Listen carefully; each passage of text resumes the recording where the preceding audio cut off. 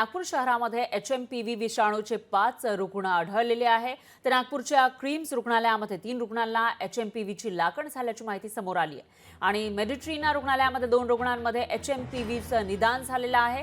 तर नागपूर शहरामध्ये HMPVचे रुग्ण आढळल्याने आरोग्य विभागाने तातडीने मार्गदर्शक सूचना जारी केल्यात।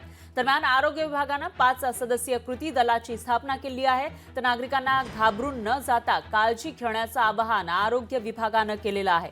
तर नागपूरमध्येच पहिला रुग्णही सापडलेला होता राज्यामध्ये आणि त्याच्यानंतर आणखी काही रुग्ण हे सापडताना दिसून येत आहेत। तर त्याच्यामुळे आता पुढे नेमकं काय होणार ते बघावं लागेल। आणि याविषयी अधिक माहितीसाठी आपले प्रतिनिधी ज्ञानेश्वर पवार हे फोन लाईनवर आपल्या सोबत जोडले गेले आहेत। ज्ञानेश्वर, काय सांगाल? नागपूर राज्याची उपराजधानी आणि या ठिकाणी आपण बघतोय की HMPVचे अनेक रुग्ण हे दिसताना आढळून येत आहेत। एकूण किती रुग्ण आतापर्यंत सापडलेले आहेत नागपूरमध्ये आणि त्यांची कंडिशन सध्या कशी आहे?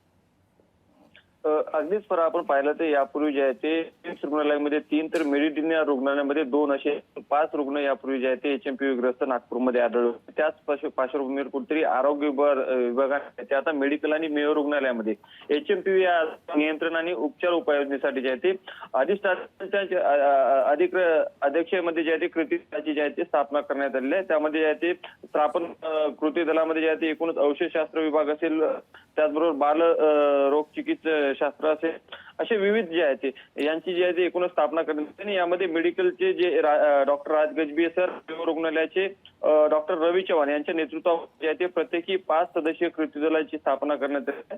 कुठेतरी आता ज्या पद्धतीने HMPVचे रुग्ण नागपूरमध्ये आढळले होते त्याच पार्श्वभूमीवर सतर्कतेच्या दृष्टिकोनातून जे आहे ते आरोग्य विभाग जे आहे ते हे पावलं जे आहे ते उचलल्याचं एकूणच नागपूरमध्ये दिसून येत आहे।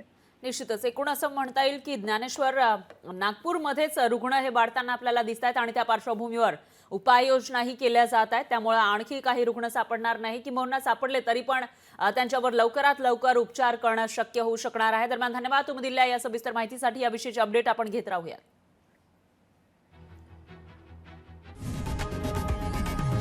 लोकशाही मराठी ऐका, पहा, जागरूक रहा।